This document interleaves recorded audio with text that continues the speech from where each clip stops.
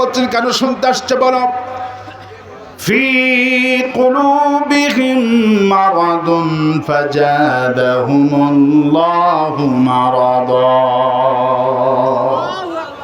আল্লাহ পাক বলছেন বান্দারে কোরআনটা তোমাদের জন্য বড় জরুরি শোনা, কারণটা হলো তোমাদের অন্তরে আছে বেদী। অন্তরে কি আছে? তোমাদের অন্তরে আছে বেদী। বেদী মানুষের দুই জায়গায় হয়, এক জায়গায় হয় শরীরে, আর এক জায়গায় হয় অন্তরে। অন্তরের বেদীগুলি, অন্তরের বেদী যেগুলি হয় বড় বড় বেদী, ক্যান্সার, বড় বেদীর নাম কি? বড় বেদীর নাম হলো ক্যান্সার, তারপরে ডায়াবেটিস, হাই প্রেশার, হার্ট, বড় বড় এগুলি বেদী। বলেন তো হার্ট অ্যাটাক করে মানুষ মরে যায় কি যায় না? ক্যান্সার আক্রান্ত হয়ে মানুষ মরে যায় কি যায় না? প্রেশার উঠে মানুষটা মরে যায় কি যায় না? তারপরে হার্ট অ্যাটাক করে মানুষ মরে যায় কি যায় না? যতগুলি রোগ আল্লাহ দিয়েছেন, যতগুলি রোগ আছে, কিন্তু সবচেয়ে বড় বেদী নাম হলো অন্তরের বেদী। কিসের বেদী বলে? এই বেদীটা হলো আসল বেদী। আল্লাহ পাক বলছেন বান্দারে তুমি যদি হার্ট অ্যাটাক করে মরে যাও তোমার জায়গাটা জাহান্নাম হবে না। তুমি যদি ক্যান্সার আক্রান্ত হয়ে মরে যাও তোমার জায়গাটা জাহান্নাম হবে না।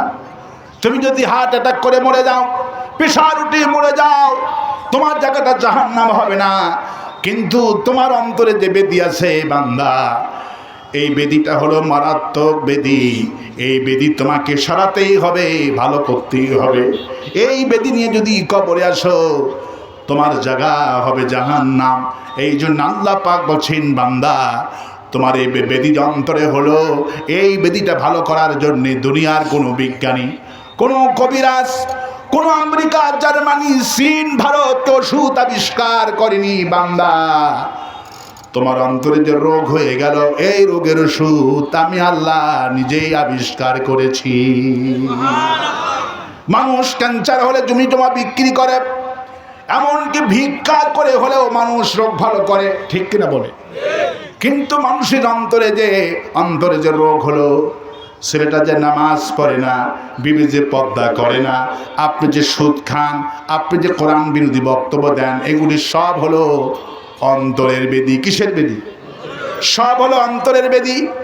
বেদী যখন অন্তরে হয়ে যায়, বেদী যখন অন্তরে হয়ে যায়, আল্লাহ পাকের হাবিব বলছেন কেন এগুলি রোগ ভালো হবে? কারণ কি শোনো, আল্লাহ পাক বলছে বান্দারে তোমার এই সব রোগ ভালো করতে গেলে একটা জিনিস লাগবে, সেই কথা আল্লাহ পাক বলছেন।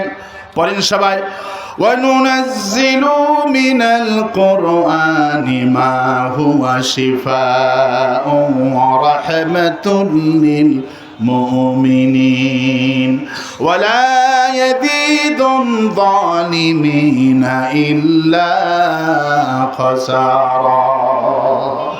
বান্দারে তোমার অন্তরে যে বেদী হয়ে গেল, এই বেদী ভালো করার জন্যে এলোপ্যাথিক, হোমিওপ্যাথিক তোমার কবিরাজিতে ভালো হবে না। তোমার বেদী ভালো হবে কেবলমাত্র শুধুমাত্র কোরআনে কারীম তেলাওয়াতের মাধ্যমে। কোন সুবহানাল্লাহ। ইন্নাল্লাযী লাইসা ফি জাওফিহি শাইয়্যুম মিনাল কুরআনি কাল বাইতিল খারিব। যার অন্তরে কোরআন নাই তার অন্তরে আছে বেদী, ওর অন্তরে রোগ ভালো হবে না। যার অন্তরে কোরআন আছে তার অন্তরে সব আছে। কোন সুবহানাল্লাহ। কোরআন যার অন্তরে নাই, আহারে ওয়ালাইকুম সালাম, এই বাচ্চার সম্মানে আমি জবাব দিলাম, আল্লাহ বড় বানায় দিক বলে আমি আমিন আল্লাহুম্মা আমিন। ও বক্তা হবে, আল্লাহ কবুল করুন বলে আমি। আমার উড়িপুরের বাবারা, গুড়িগ্রামের বাবাজিরা, মন ভালো করে খাড়া করে শুনুন, আল্লাহ পাক আজকে আপনাদের জিন্দেগির গুনাহগুলি মাফ করে দিবে।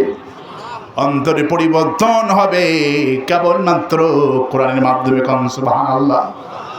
আল্লাহ পাক বলছেন বান্দারে কোরআন শোন, তোর অন্তরে যে রোগ হয়ে গেল, আয়াতুহু জাদাতুহুম ঈমানান ওয়া আলা রাব্বিহিম ইয়াতাওয়াক্কালুন। আয়াতে কারিমা শোনো,